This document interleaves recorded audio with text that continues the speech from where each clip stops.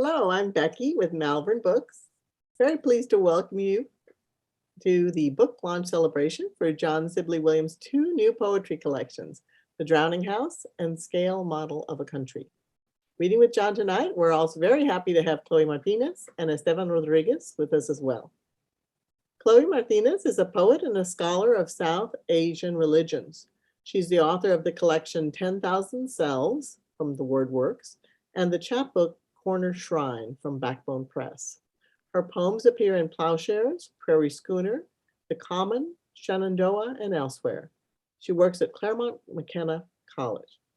Chloe?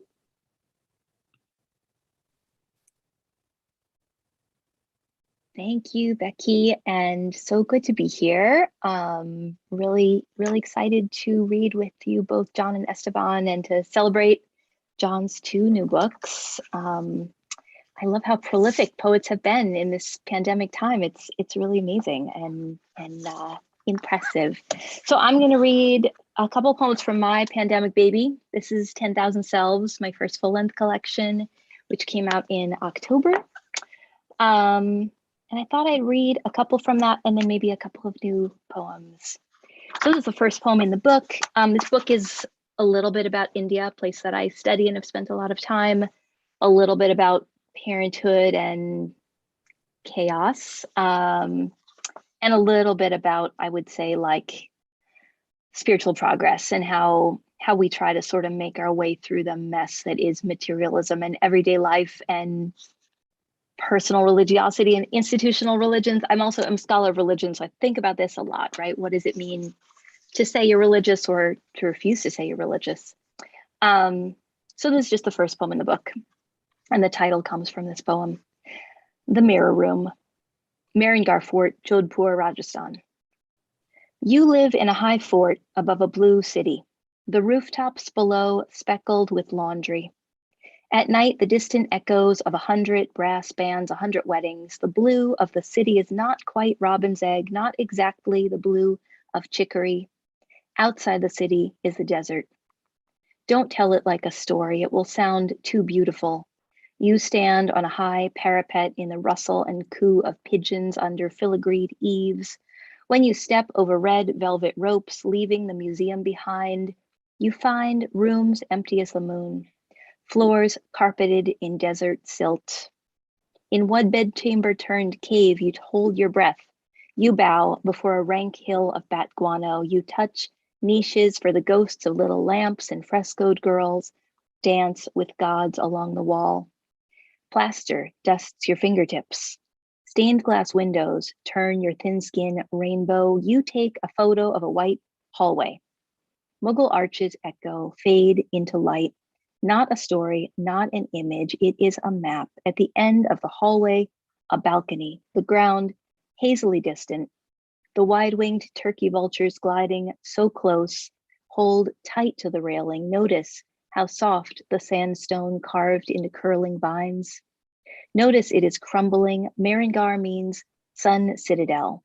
Sheesh Mahal means mirror palace or else hall of mirrors, but it is just a tiny space. Dim, claustrophobic with reflections, wild, intimate room. It wants an audience. Here you are, alone with your 10,000 selves.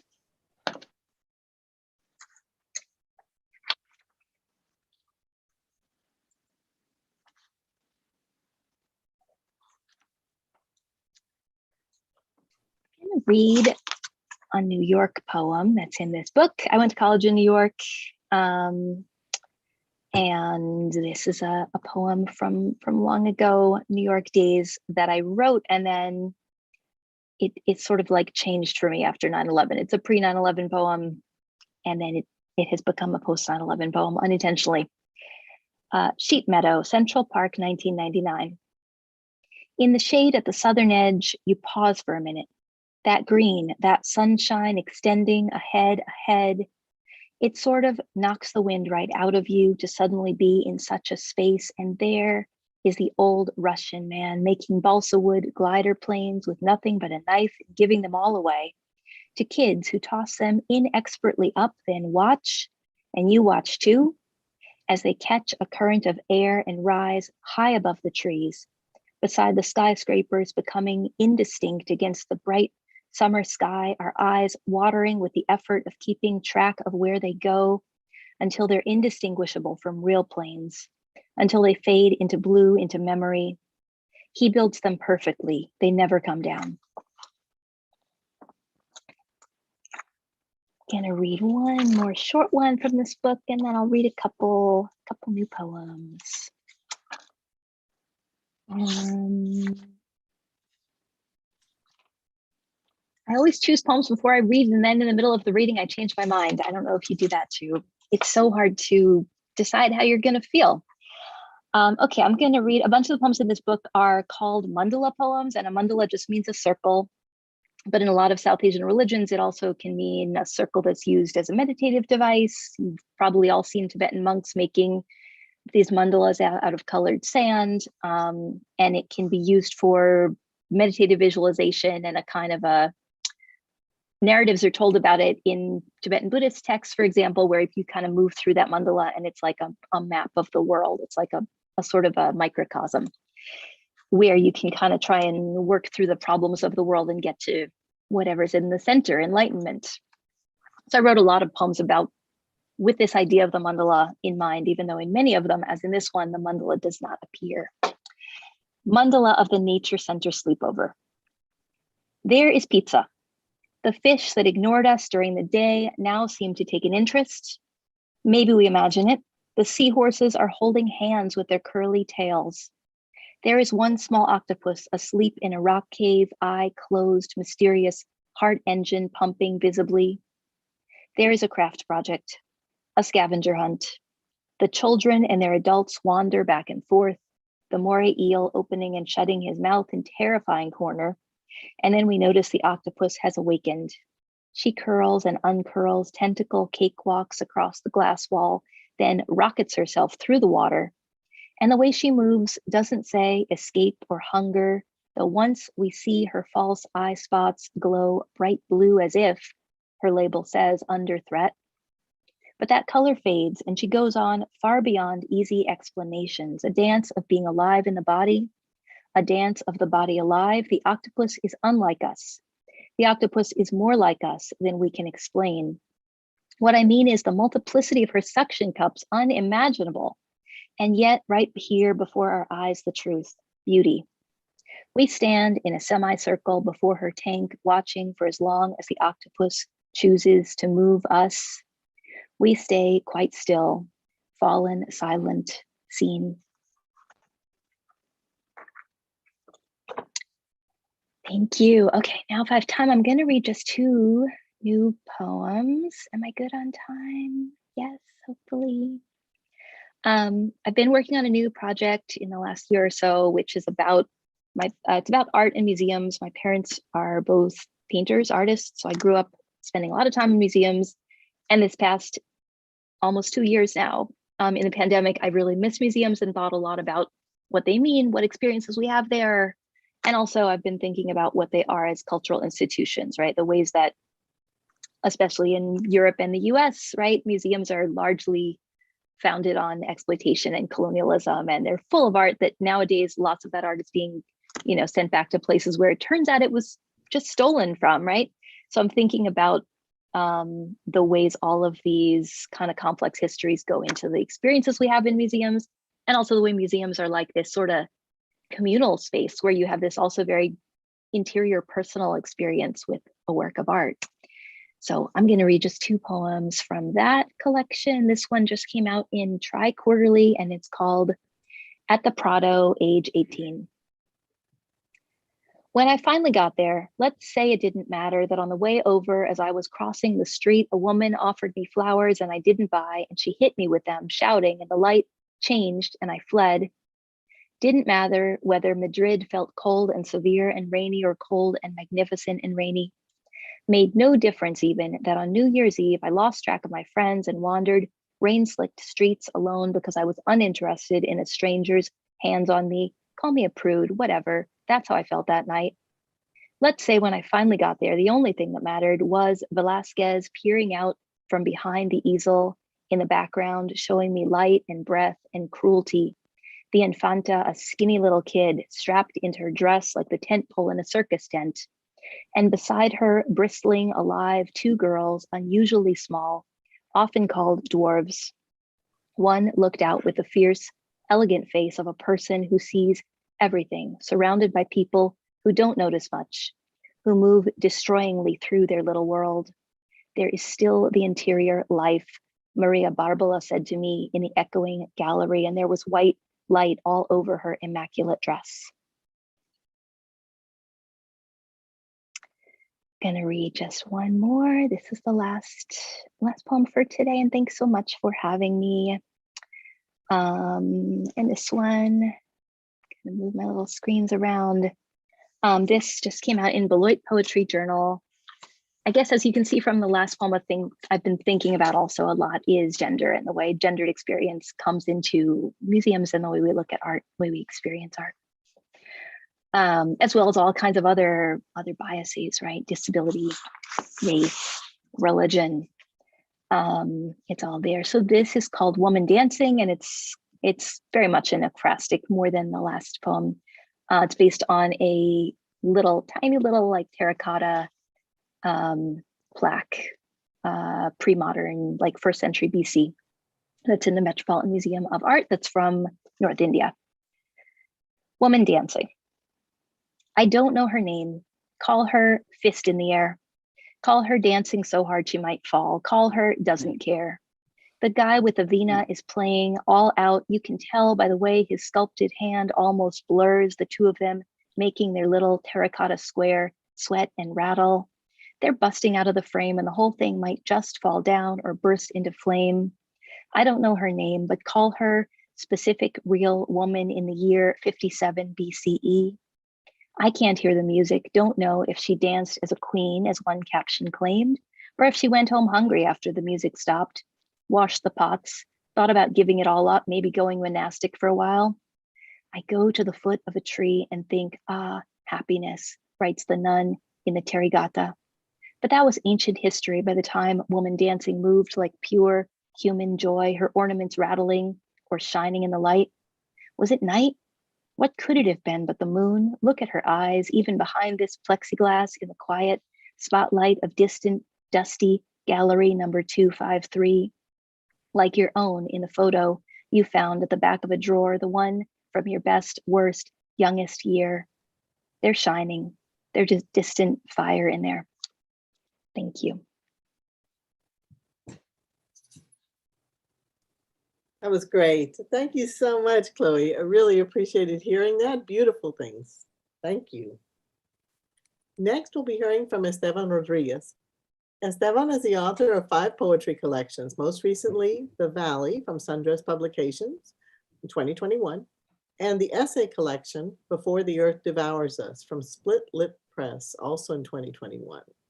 He is the interviews editor for the EcoTheo Review, senior book reviews editor for Tupelo Quarterly, and associate poetry editor for AGNI.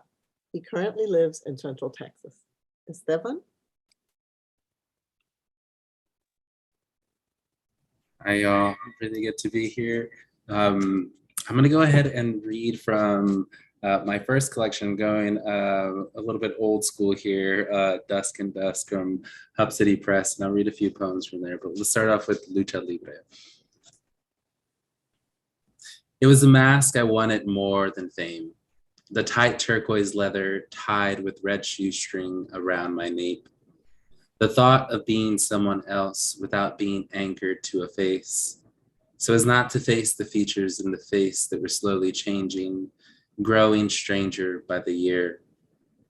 And there was a white complexion so different from the darker shades of skin around me, and the pimples unwilling to renounce their loyalty, leaving me to reinvent the candy red bumps as chickenpox instead. Even if I didn't know the one-hit wonder of this disease, once I saw those Mexican men fighting on TV, I couldn't care less if anyone else believed it.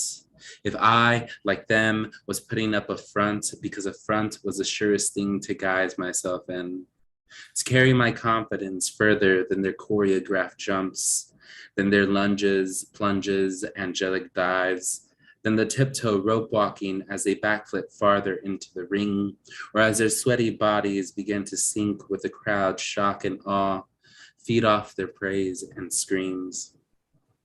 And there I was, bouncing off my bed, mumbling Spanish I could barely speak, and hardly able to drop kick, eye poke, cross chop, pile drive, headbutt, body slam, brain bust, somersault, shoulder claw, slingshot, or sleeper hold into my role as a Rugal. The dirty, plain villain, desperate to pin the appearance I no longer wanted, to wait for the count and finish off with a headlock so I wouldn't have to take off my mask, reveal to myself who I knew I really was. Thank you so much, Chloe, for that reading. Thank you so much, John and Malvern, for hosting us. This next poem is titled Piñata. Still, the tangled mesh and paper mache held, and as it hung from the branch with the chosenness of a sacrificial lamb, its body bled a stream of lollipops and mini chocolate bars on the parched Bermuda grass, where cousins I had never met kneeled like tired field workers, bundling their cravings inside shirt tails and hands. As much as I wanted to scoop my own stash, as hard as I swung, sidestepped the wrecking ball of fun till the itchy crown of sweat completed its exodus to my jaw. I kept staring up, awed at the battered lumps, at the news-printed intestines held by glue and starch, and at the angle in which the piñata dangled beneath the afternoon gallows of shade and sun. Where my father, like a puppeteer, merely feigning his clumsiness, orchestrated its chaos farther up and flung it toward my face even as I struck the burro's neck and back. How the rainbow-colored hooves flew like shrapnel across the lawn, constellating near the crowd of relatives chanting for the blows I landed, applauding for the swipes that ached my arms into a sense that I should stop, put the broomstick down, and touch its mangled limbs with a feeling I could almost claim as guilt. This next poem, I've never read this poem to an audience ever, but this one is called Skin. It's a little bit on the longer side, but I hope you all don't mind. Skin. As if the mounted moose and raccoon heads weren't enough to induce queasiness, I'd sit and listen to him explain his latest project in the basement. Another black bear, dabbling duck, some Doberman pinscher a man could impart from his memory, heart. The story is quite romantic till the skinning starts, the ease with which the frozen bodies slide across the table, coolly steaming, slowly thawing, poised in the last moments before the appendix of their deaths. If there was a God, he was a taxidermist like my uncle, though less bearded and with more finesse at sculpting the still life of our bodies, more concerned for the outer than our inner workings. But God was nowhere near the mannequins those weekend afternoons, the cold flesh wrapped around wood wool, the slow stitching of their flaccid bellies, necks, or the placement of one glass eye after another. Even then, I wanted to perform an autopsy on language, find a description of how I felt when he tanned the white-tailed jackrabbit. Not a job he got often, but he'd often explained the legend of the jackalope, its hybrid antlers, hillside speed, his handful of sightings on hunting trips. He told me that he sometimes put a flask of Maker's Mark on the porch at night, found it empty in the morning, paw prints across the front yard, that the jackalope's feral shyness resembled mine. And although I didn't see the connection between me and something imaginary, I was convinced he was convinced by its mythology. Lured not by any desire to capture it, just retell the story. Perhaps there's a gene that unthreads the sanity of all uncles, pushes them to the deep end of the family pool, Although he wasn't crazy as much as lonely, having hijacked my aunt's patience with his hobby, drizzling details of his work into every conversation, touching her cheeks with the after scent of brine, and meat soaked in pickled acid and quilted salt. Once, as I helped give form to a deer's flat head, he told me how he'd planned to stuff her if he could. Carve out her eyes, throw them on a plate, start cutting at the nape, down the vertebrae until he reached the border of her waist and peeled her flesh like someone peeling off a full body swimsuit. When I asked about the organs, muscles, where he'd put the skull, he said he'd bury them with her always wilted daffodils, her white garden cap, and with the grass-etched gloves and handheld hoe she loved more than him. I tried to laugh it off, but I knew he spoke seriously about his art, the potential to preserve his talent through his wife. And as he straightened out the snout, I remembered my aunt on the porch one night, pale nightgown draped on the silent steps, her daffodil body stiff like a wolf's drawn to the pine needle moon, half awake and drinking my uncle's whiskey. I'll do one more for you all. This one is titled, there's a lot of poems in this particular book after animals, and this one is titled Dog. Thank you all so much for coming out. So I want to give a special shout out to Stephanie, my girlfriend. She is in the audience right here, and yeah, dogs. Yowling as if the space beneath our house bears a new one every night. They slither out, one by one, against the pre-dawn haze of gnats and light. A pack of mutts with their younger mutts trailing close behind, the top of their muzzles ripe with mucus leaking from their eyes, their spines cloaked in ash and earth, and sprinkled bits of splintered oak gnawed by termites beneath the porch, that excavated den they've made their home.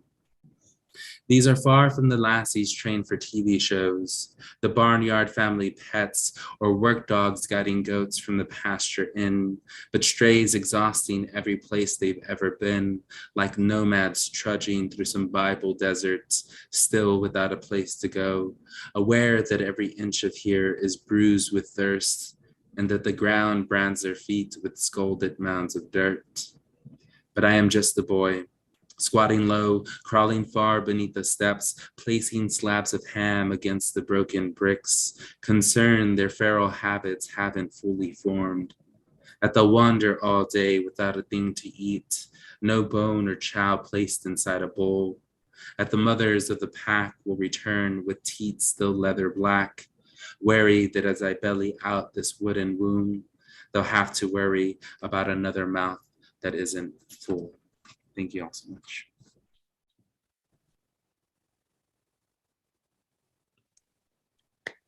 Thank you very much, Esteban. Thank you. Great. So next, our featured reader, John Sibley Williams, is the author of 4 award-winning poetry collections.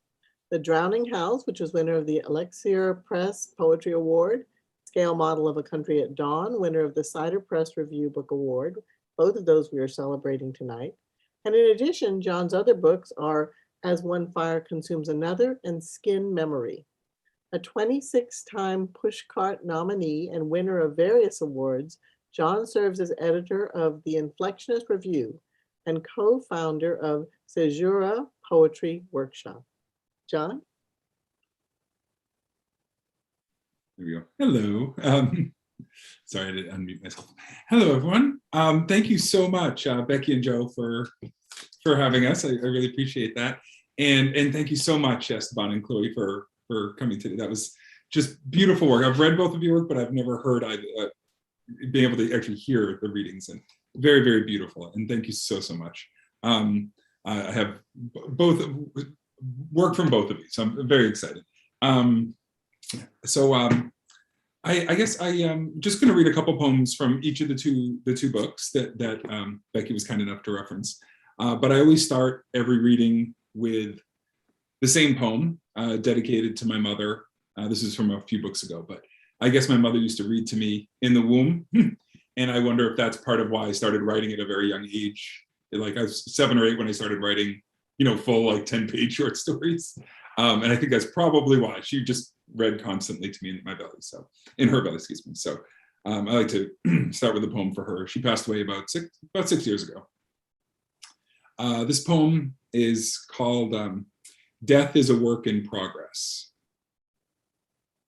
My mother says, "Fox," while gesturing toward an old red wagon abandoned in our yard for decades. Fox, a word so cavernous her entire body vanishes into it. Body of misfiring electrons, scattered images, no contexts. Body that is mainly just a body now. No other animal knows how to be this incomplete. I think if you were a fox, coyotes would have eaten you by now. But I say, yes, Mom, I'll climb into that fox and let you pull me through the high grass one more time. So that was, my mother had dementia or something similar for a number of years before she passed. So somewhat a true story. But so I'd like to read just a few poems from The Drowning House that just came out a couple weeks ago. Look, covers. So a number of the poems in this book have a bit of a project, I guess, where I was pairing a historical figure, generally someone who culturally who has, let's say, dealt with much suffering, and then used imagery from a particular artist and tried to create a conversation between those two individuals. Although I love Edward Hopper, something that's always struck me is his non-landscapes, the ones with the people in them. There's just always a lot of very sad-looking white people in them. They're just kind of staring out windows, staring blankly at each other. There's just a lot of sad-looking white people in his images. And somehow that related to this other story I wanted to tell. So this poem is called Emmett Till, Edward Hopper. And I hope everyone still knows who Emmett Till is. I don't know how, they didn't teach me in public school, so hopefully everyone knows who Emmett Till is. In your mouth, 1,000 unpainted churches, steeples snapped off like baby teeth in an apple, rusted bells trying so hard to ring, ringing, crows along your restless edges, where clapboard meets sky and storm. The sky is always storming. Skin can be its own broken republic.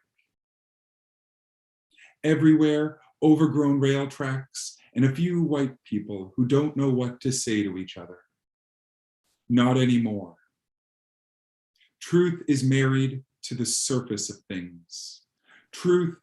The surface is a lighthouse overlooking wreck after wreck. No ships here anymore. Nothing left to cradle and swing safely into harbor. All sorts of things swing. All sorts of women sit on the knife's edge of a bed, half naked, staring out a half naked window. All sorts of men are tossed over bridges after whistling a little tune. Come back, crows, bells, edges. In you, let the night see its face. Those are all images. Those are all actual images from my giant Edward Hopper book. Something else that I think shows up a lot in both of these books is history and how history continues to impact us now. And I often wonder what my, being Caucasian and wondering what my ancestors may have been like. So sometimes I invent stories for what they may have been like to deal with, to think about privilege and cultural guilt. So this poem is called The Dead Just Need to Be Seen, Not Forgiven. That old man in the photo, our family never talks about. known best for tracking runaway slaves. Tonight, we drag him from the basement up these loose wood stairs and set out a plate of salted cabbage and rabbit. So long since I've asked why the empty chair at our table. With all the warmth the body has to give, we give up on measuring the darkness between men. Dust and dusk enter and are wiped from the room. The names we call each other linger luminous and savage, still. That tree I used to hang tires from holds tight to its dead centuries. The light swinging from its branches we call rope-like, which implies there's no longer rope. Tonight, we'll wash the burnt out stars from his hair, all the crumbs from his beard. The misfired bullet of his voice we let burn as it must. That is purely hypothetical. I have no idea if that individual is in my family, in case you're wondering. But, and I think, if I may just, this is a prose poem. The moon is two half moons joined together. Her body still yoked to histories retold, so often even her great-grandmother, who lived it, cannot remember the river's name she crossed to get here. Tigris, Rio Grande, Euphrates, how the men and more men. And when the men were done, they'd touch forehead to chest to shoulder and zip up their flies. How sometimes the world works like that. The bullet passes right through, and on the other side, another language to learn, another God to feed, and a child that wears half your face. Try not to take it as a sign how they see you, Mama says. The books the kids don't read don't mention it. This name, that first name, the constellations it takes to turn sky into map. How boys still rock, paper, scissor their way to cruelty, which hurts less than their taking her as white, which at least means they love what they see. And a red clay stain that once was a river. Thank you. I'm going to read from that one. And that was very, very, very loosely based, but on a friend of mine growing up. I'm from Boston originally, but I had a friend who was the product of something violent like that, who was coming from the southern border. So it's the rest, of course, I made up, but I haven't seen her in many, many moons, but yeah, I don't know, that's where that inspiration came from. So I wanted to thank Esteban in particular. Thank you so much. The beautiful, beautiful words you wrote for this little book here, which is coming out in a few weeks. I'm deeply, deeply indebted to you. And so I'm just going to read, I'll read a few poems from this one, if I may. So this one is a bit more personal, still cultural and politically infused, but a bit less so than the last. So this is from Scale Model of a Country at Dawn. There are worse ways to die. The tinfoil sword my son hacks off the heads of hydrangeas with, turned inward. The poisoned teacup my daughter serves to the stuffed bear, clutching a fat pink heart I gave her for her 3rd birthday. The sky peeling back layer after layer like an onion, a bedsheet in August, and the world warms. It's amazing what you can find beneath what you're looking for. Beneath the dough we left for dead, a mangle of maggots gleaming white and true. Beneath me, my son pinned to the earth, giggling as if the moment belongs to us. I once made a necklace of paper clips and wore it like a string of enemies' ears. Even if I knew how to take it off, I wouldn't. I haven't. We all need something to scream into. Void, mirror. It'd be a shame to mourn ourselves alone. Thank you. I feel awkward having written these poems and having the word son referenced so often because I now have 2 daughters. So I feel a little awkward on reading these, but when I do reference son in these, a lot of times it has to do with that fear of passing on masculinity down generations. So men terrify me, as I think they should. So I've always been worried about what I've been passing down. But now I have 2 daughters instead. So that I feel slightly better about this. But so this next poem, maybe some of you are familiar or have seen or have worked with in, I think it was middle school, where we had to pin down a butterfly and kind of dissect it. So this is called A Careful Study, Post-Mortem. No matter how many pins hold it down, the wings tremble. In my mind, still attempting flutter, flight. Like any child, terrified, every body is part yours. Even this strange mess, speckled black and gold like midnight and the stars that define its edges. That there are edges at all hurts.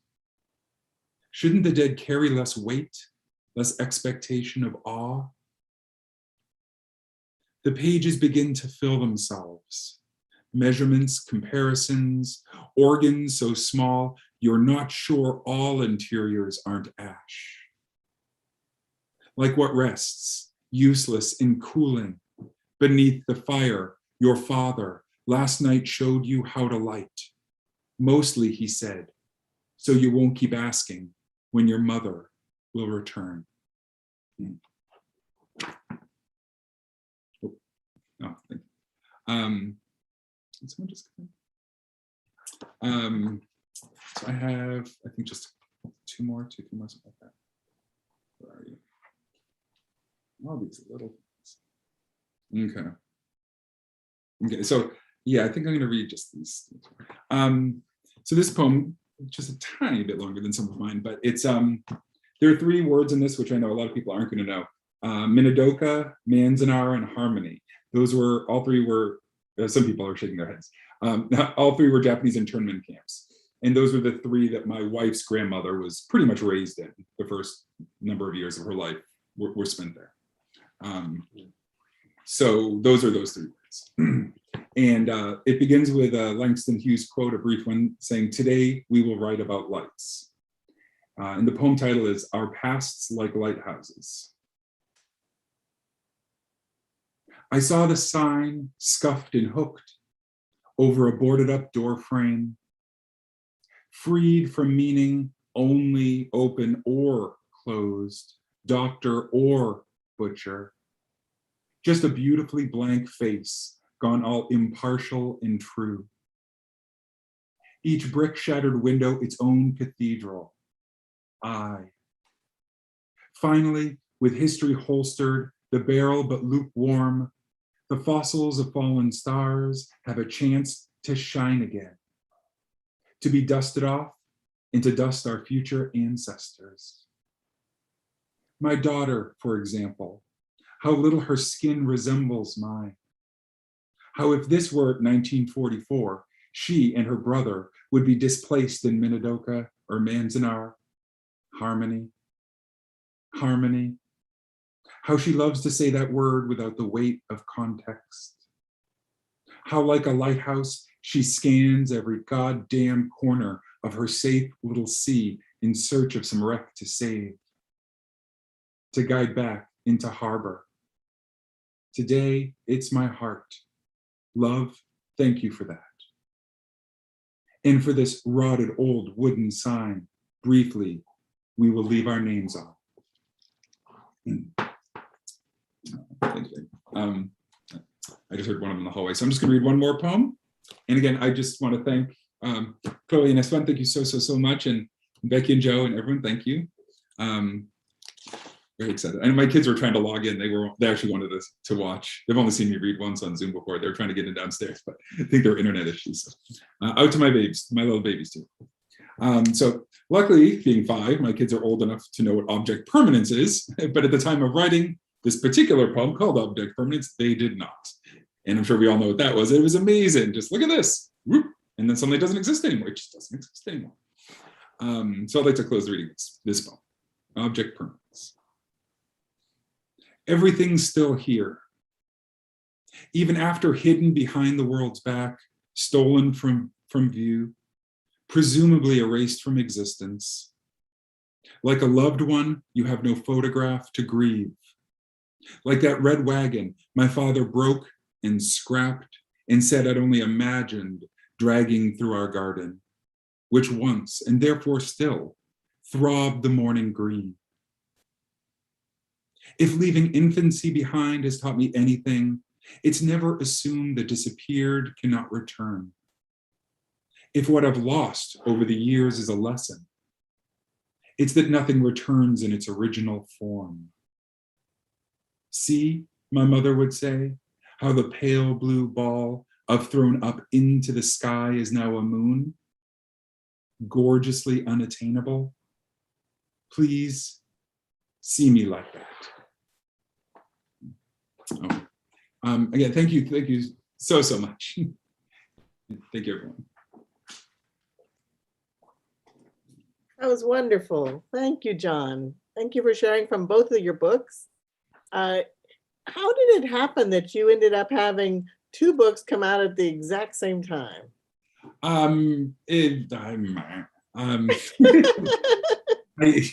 This actually almost the same thing happened in 2019 too. I don't know how it happened. I don't know if the rest of them have similar process. I don't write toward a particular book goal. I've always wanted to, but after a few poems on the same theme, you write about whatever you need to write about that day. So somehow it never quite works out. So I just kind of wrote, and then I had a certain number of poems, and you start to whittle it down and play that game of, printing them out, putting them in piles and seeing what matches up. And then it turns out I felt like I had 2 collections, with 3 sections each, 2 collections. So then since I had them at the same time, I submitted them at the same time. And within a week, I had gotten messages that both from the 2 different presses saying that it won that press's award within the same week. And I was like, oh, that's great. And they're both like, so it'll come out January 1st. I was like, they're both coming out the same day. Oh no, not good. So that was nice. And the same thing happened 2 years ago. I'd come up with 2 books and submitted them around the same time. And within a few months, they had both, the same thing happened. It was really weird. Well, that's wonderful. That's so interesting that they both won awards from different presses, and they both chose different books to choose to award, but you had sent them both to both of them, right? That's so interesting. I think I may have. I don't, I often do. Yeah. I have that's wonderful. Process there. Why not submit both to all? Yeah. Sure, why not? Look, they worked out. Terrific. That's so interesting.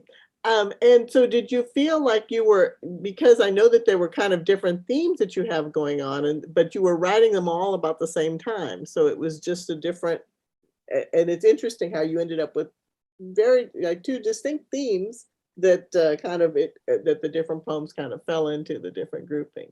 That's interesting. Yeah, absolutely. And that was the exact same thing that happened a couple of years ago, where all of them, I think both of these books are circling around a certain number of themes, and both books include them, but one of them leans more heavily into the personal, but still includes other poems like that, but leans more heavily. And the other one leans more heavily into the cultural or political. And the same thing happened last time. So I think it's why, so far at least, it's not easy for me to do 1 book at a time. And I know Esteban has 3 books. So maybe it's similar to you, where I can't, I don't know, when I don't know, something inside kind of tells you, I think maybe it's time to start looking at my poems and see if I have a book here. And it doesn't happen, for me at least, if I only have the right number of poems.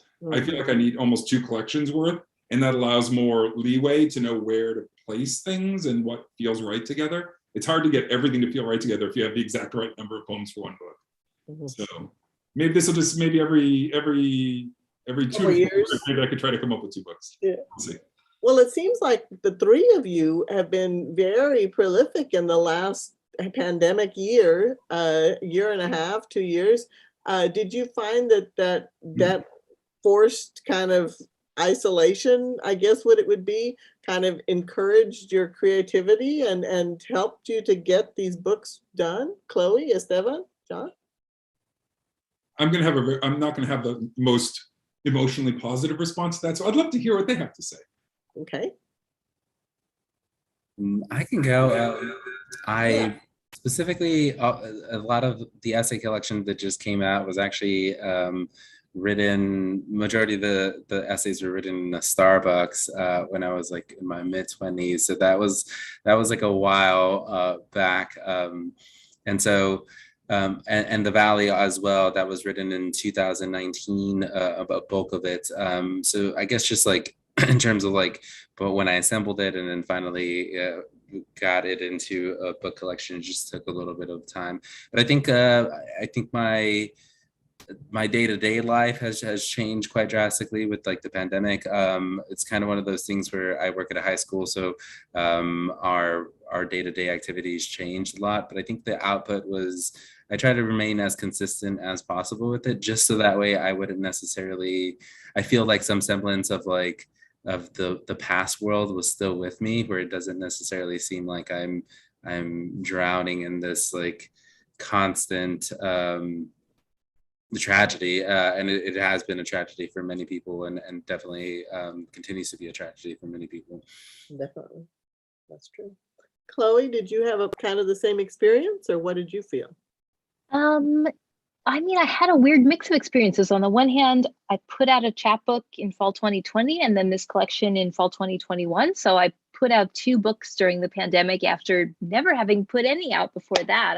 I'd gotten my MFA a long time ago and was sort of finishing my PhD and working, and didn't submit my work very much, didn't really work toward a collection for like 10 years, and then finally somehow came back to it. And so when the pandemic hit, I'd been kind of back at writing and serious about submitting again for about 2 years. And then the book suddenly, like, you know, kind of like John said, like first the chapbook got taken, and then I'd been submitting chapbook and book kind of simultaneously just to see, like, I don't know what will happen with either of these. They both got taken within a few months of one another. And luckily the book took a while longer to come out. So I've had a little breathing room in between. But in terms of writing, pandemic was weirdly productive for me. I mean, being home a lot, certainly having this kind of like big communal horrifying experience we're all going through together gave me a lot to think about and made me want to write a lot. And I also got a lot of space, I think, from my day job in a way. I mean, I was still working. I teach at a college and I work as staff in a writing center here. So I was still doing my job, but I was doing it remotely. And of course, the job was kind of like winnowed down to the essentials. A lot of the day-to-day stuff that keeps you more busy just didn't happen for a while. I wasn't doing those parts of the job. They weren't there to be done. So I did have a little bit more time, but also I had less time. There was something about urgency, I think, because I was also home with my kids all the time. They were doing school from home.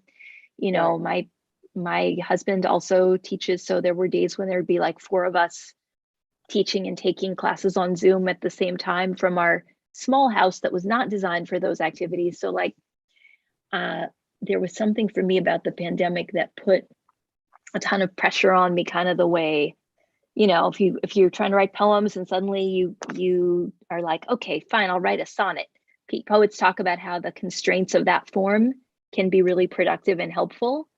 I think in some ways, the pandemic was like that for me. It was a constraint, and it actually really helped me focus on what I want. Yeah, do that. Yeah, it pushed me. I got a lot of writing done, which is weird. Yeah, I mean, I think everybody reacts differently. It sounds like Esteban was just able to kind of put everything together in that time frame, and stuff that had already been there, work that had already been ready, and then you were able to kind of get it ready to go. And John, you obviously have 2 books coming out right now, so. Well, that means poems written a long time ago. Because they all were? Yeah. Well, I mean, it was about a year ago that they were both accepted. I see. It takes a while. Yeah. No, not to put a damper on anything. It's this has been, I started writing poetry 22 years ago, something like that. And this has been the least productive, by all means, period of my entire life. I used to write almost every day. I'd write, I mean, of course it depends, but I used to bring notebooks everywhere. You know, I'd take notes in movie theaters, weddings, funerals, you know, and always a notebook. You don't want to take your phone out because then people think you're checking your phone while you're at somewhere. So always have a little notebook. But I would write, I don't even know, 3, 4, 5+ poems a week for decades. And I seriously write maybe one poem a month for the past years. Wow. It's the polar opposite with me. It's such a different experience. And I know I've heard both, are pretty common now, but I just feel, I thought it'd be better after the election, but some of it's cultural, political, etc. Just, not finding it hard to find that light at the end of the tunnel, which I think, at least with my poems, tend to be, at least on the surface, much darker. But there's always that move toward the light, I think, at the end of almost all of my poems, a push toward that. And I'm having trouble kind of finding that light source at the end to get through the poems. Yeah. So I haven't been writing too much, unfortunately. And also just personally, things are very, very wild. Lots of stuff going on. Yeah. It's just, yeah. Yeah, it's kind of like what Chloe said. You've got, suddenly everyone is all in that one small space all together. I know, yeah, absolutely. My kids just started kindergarten. They've already been home four times it's closed. 3 times for COVID, once for teacher shortages. We've gotten it a few times. They've brought it home to us a few. It's just, they've only had like a full week of school, like maybe 4 weeks in September. So it's just kind of like, I got nothing. But I mean, I'm still reading, of course, but it's in taking like little notes in my notebook, my personal notebook, but I can't string them together. I think, and I don't know if others are like this, but I think a lot of people write in the moment, but I need hindsight to write. So like I had a chapbook years and years and years ago, there's all like travel poems, and I couldn't write them in the moment. I take notes, but then when I came home, I had to digest things and see where those experiences fell within who I am in order to write the poems. And I don't feel like I feel like I'm still in the middle of something, so I can't get through it. I keep saying, I want to write more poems about my daughter's gender identity, or I want to write about this, and I can't because I feel like I'm still in the middle of something. Right. So I'm hoping. Sure. Well, I want to say though, writing one a month is still pretty amazing. I was somebody who for years, carried around my notebook, and I would still write maybe one poem every 2 months. Between work and like young kids and all that stuff. So I think it's amazing if you're still keeping up even anything like a poem a month or an occasional poem. That's a lot right now, That's really awesome. I think like the kind of cool thing about this entire thing is that I've like found so my girlfriend, like I found like these poems, we were talking, and I just find these poems in like a folder from 2012 that was me writing obviously those poems, but that I go back to, and it's like, oh wow, I can salvage some of these things and I can make it into the voice that I have now. And it's pretty amazing that like you can do that, right? In terms of like with writing, where like what you write right now in this particular month, you can probably look back in 2 to 3 years, kind of forgotten that you've written about it, and then find that like, hey, this poem actually works, and it could be part of like this book, or it could be part of something bigger than you thought it would be. Yeah, absolutely. And it's amazing when, especially, right, as Chloe's a parent, it's amazing sometimes where you get to write poems. That poem, The Dead Must Be Seen, Not Forgiven, just need to be seen, not forgiven. I mean, I wrote that for the most part, I wrote it on a washing machine.